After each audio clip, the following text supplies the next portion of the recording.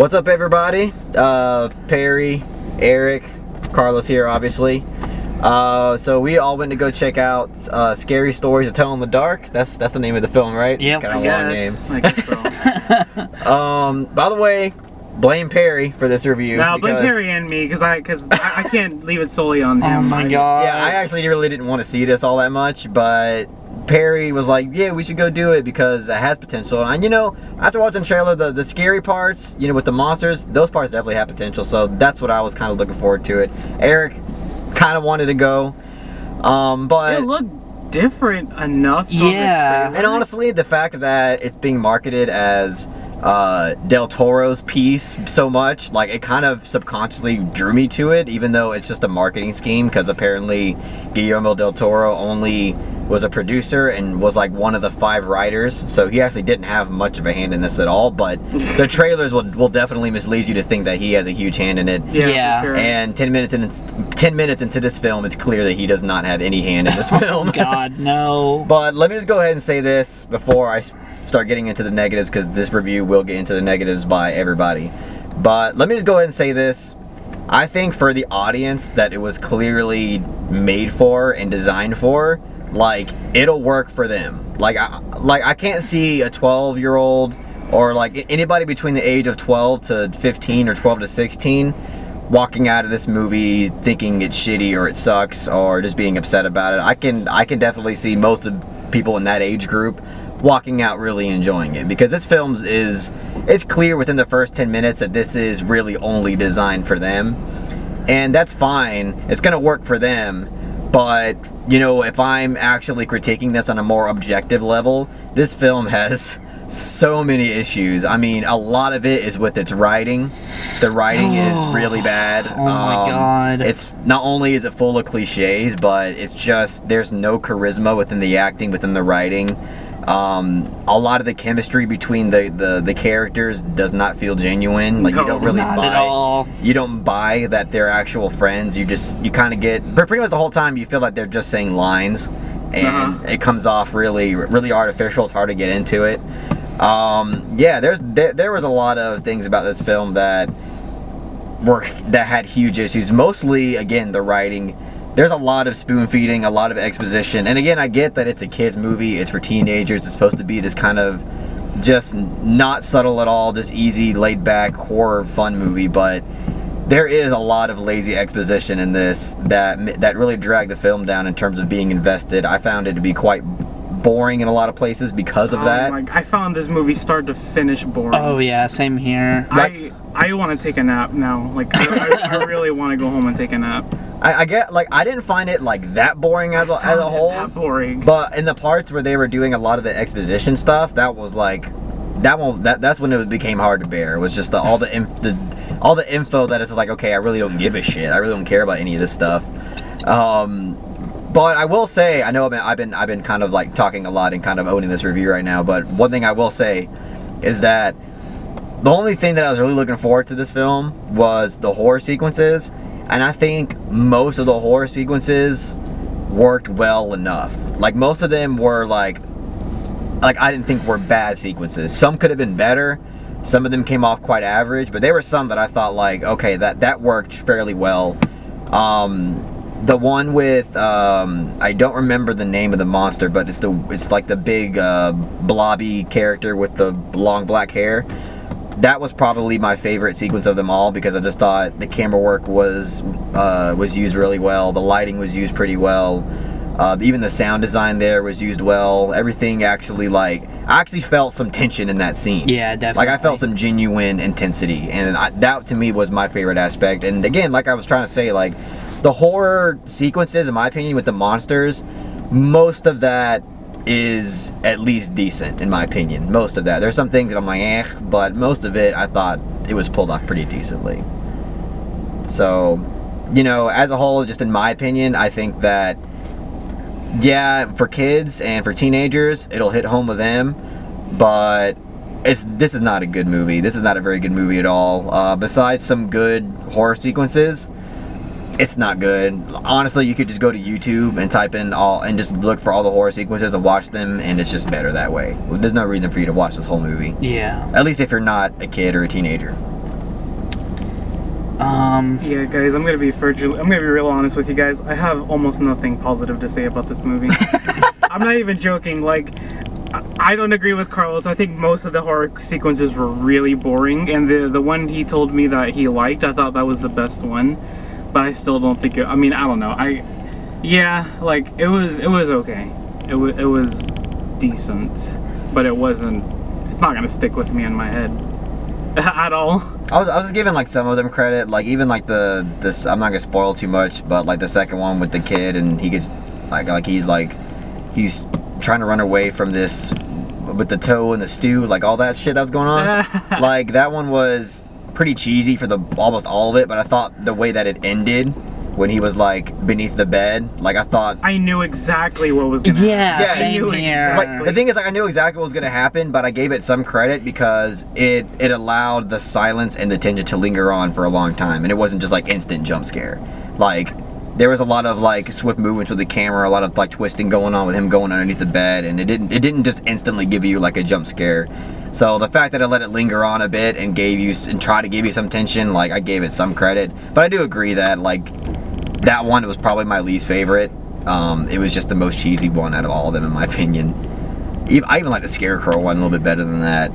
But And that one wasn't even didn't impress great. me at all. Yeah. that one was squandered. Like it was set up okay. Yeah. And then it was completely squandered. And by Yeah. the way, the bully character is so fucking cartoony. Oh my god, I couldn't even hardly stand All him. the characters in this movie were fucking cardboard cutouts Yeah. of like all of stock them. characters you've seen before. Exactly. There was the All of them were nerdy blank. girl who was really morbid and whatnot and was really into the horror genre.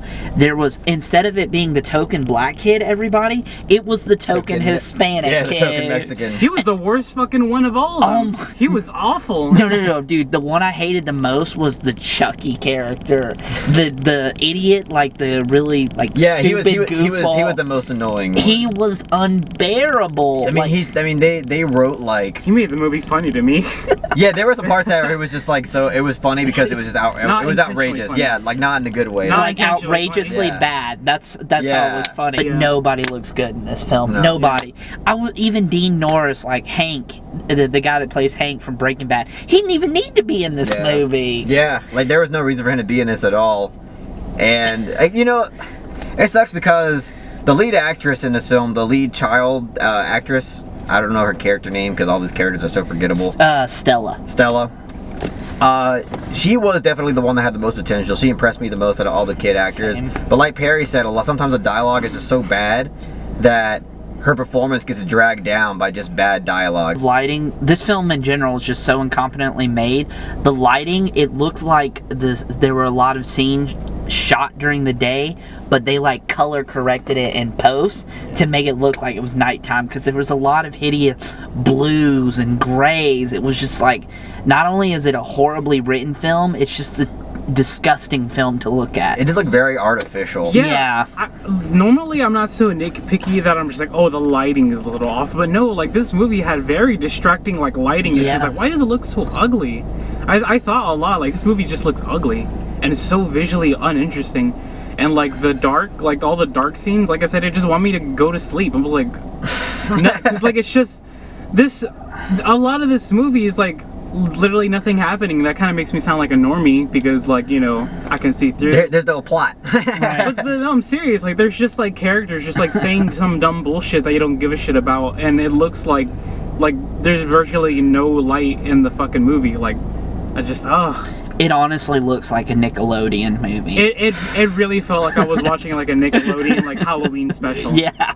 Just with more shits and fucks. And it's like, I know that this is based off a book series from like the 80s and early 90s, but that doesn't excuse the shitty filmmaking I just witnessed. Like, this is just like a lazy attempt to capitalize on the success of Stranger Things and it and all the like nostalgia that's going on. Yeah, the nostalgia. People who like, again, like me, like this book came out when I was in elementary school and shit, and like when people were reading Goosebumps, they were also reading this, and this comes out now, and again, they're trying to capitalize on that nostalgia. People like me, it didn't really work for me. I only came because I like reviewing movies, so I was like, fuck it. That we didn't But- get the Nightingale. Yeah, and we didn't get the Nightingale, so we kind of have to watch We'll this. review that. Don't worry. We will review that next week, most likely.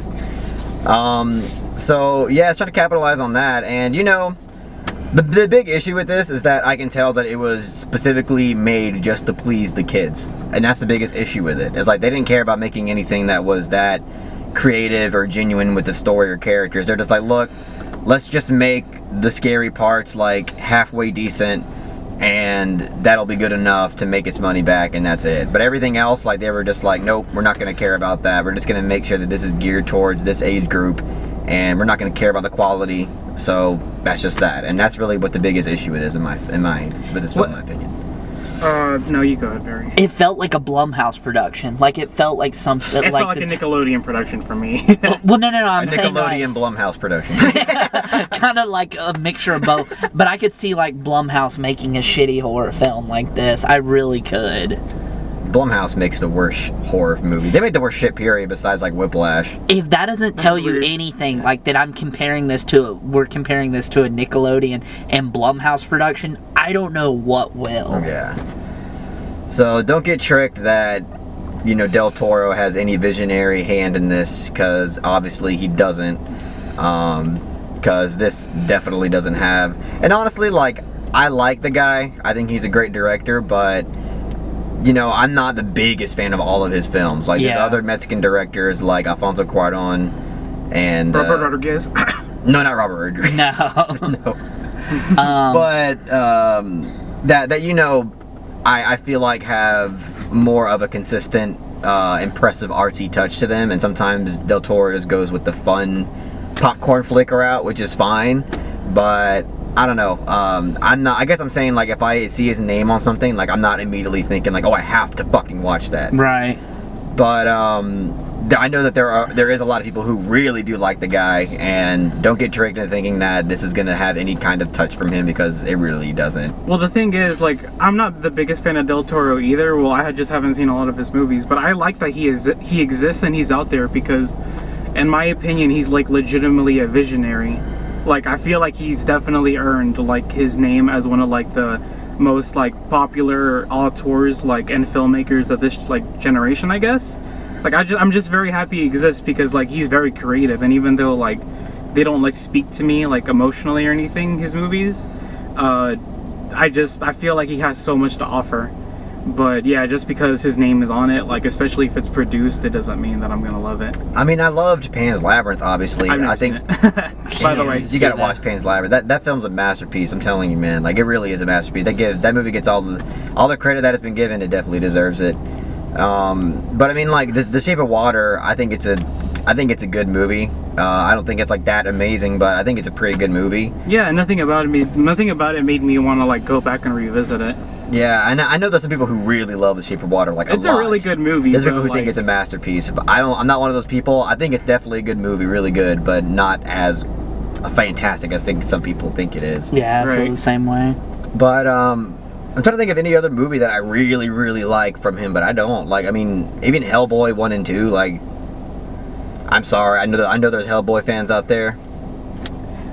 I haven't got into those films. I tried when I was younger, but... Yeah, he did Blade 2. He did Blade 2. What the fuck? What a weird filmography.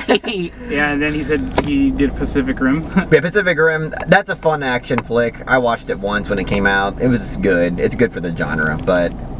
Well, I don't know. One other thing I want to say about this movie is Scary Stories to Tell in the Dark. Yeah. The reason why I can't give it like so much of a pass of like, oh, it works for like, you know, like little kids or like preteens is because, like, you know, I've seen Stranger Things, at least the first season. I haven't seen the latest two, and I feel like they're quality shows. There's a quality content, and I feel like they do like a legitimately interesting job for like being accessible for everybody. Like, it's not high art or anything, but I feel like they do what they're doing pretty well. But see, that's my issue with this film, is that, and that's kind of my point, is that like Stranger Things finds a way to actually care about its filmmaking as a whole, and not just say, hey, this is our demographic, let's just make a film for this demographic and not care about the quality. I feel like everybody was just so stiff, and not even just so stiff, they were just so uninteresting. Like, the love interest, he was legitimately the worst because he was so uncharismatic. Yeah. And the funny thing is, the movie tried to make him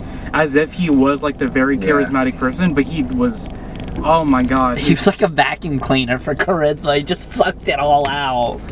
Yeah, Oh he had my like literally no gosh. character to him. He had like one bit of detail about him, like something about a war and being drafted, and I'm like, wow, I couldn't give a shit. All the less. characters in this movie felt one-dimensional. They all just felt so one-note. I mean, Yeah. if you're like just a mother wondering whether or not your 12 to 15-year-old kid would enjoy this movie, yes, they yeah, would. they say shit and fuck a few times, you'll be fine. Yeah. Like that's literally it. Like that's, yes, they will enjoy it, but like obviously, like for our real opinion, this is not a good movie. There's so you're- many issues with it, like especially writing. Somebody gets stabbed with a fucking like pitchfork and there's no blood like at all. Oh my so. god, that was laughable. Yeah, so you'll be fine. There's no fucking gruesome violence in this shit. I recommend if you're a good parent, don't let your kids watch this movie. Not because of the content, but the fact that this film is shit. Raise your kids on good movies for crying out loud. Yeah, make your kid watch The House of Jack built. Yeah, exactly. Fun times for the whole family. Watch Antichrist. Watch Funny Games.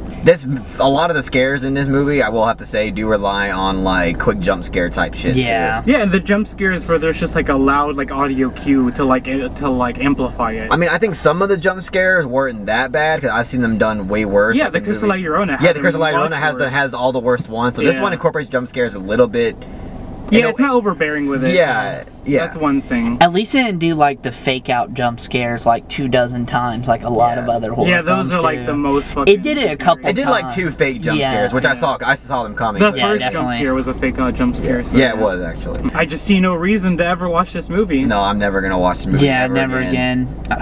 Like I said, I hate the fact that I even watched it. The first time. Yeah. So I guess that means don't watch it. Yeah, I didn't like this movie obviously more than Pet Sematary. There was people on film Twitter that were really defending really defending this film, saying that it was genuinely scary and it's great for the youth to watch and blah Oh blah my blah. Again, I don't agree. The only thing I can say is that it works for the demographic, and I know that no matter what I say, if you're from the age of 12 and 15, you're probably going to really enjoy this movie. Mhm. That's all I can really say. I think I prefer this movie to Dark Phoenix though. Oh yeah. Well, I hear that's like one of the worst films of the That's year. bottom of the barrel That sludge, was- Yeah. man. That was fucking terrible. Oh my god, I hated Dark Phoenix. I heard terrible is like too kind of a word for what that movie Yeah, is. that is the most unspecial superhero movie I've ever seen probably. Well, The Curse of La Llorona is still the worst. Yeah, that's Oh the yeah, worst. definitely. That is the worst Oh movie my- I've seen all year still. Yeah, same Definitely. here. So And that's saying That's something. gonna be hard to beat because we don't go out of our way. yeah, to we watch, usually like, don't shit. watch shitty movies often at all. So I've seen Ma and Serenity, and somehow La Llorona is still worse than those pieces of shit. I know. well, all right, guys, that's all we gotta say about Scary Stories to Tell in the Dark, which is not written and directed by Guillermo del Toro. Directed by why didn't you say the guy's name? Andre Uvredal. Andre Uvredal. Yeah. That's who it was directed by, and apparently it's written by 5 different writers. I don't know. Of course it is. So yeah, that's what we gotta say about it. If you really enjoyed what we had to say about it, make sure to give this video a thumbs up and share it amongst your friends. And don't forget to subscribe to the channel to be updated on more film-related content.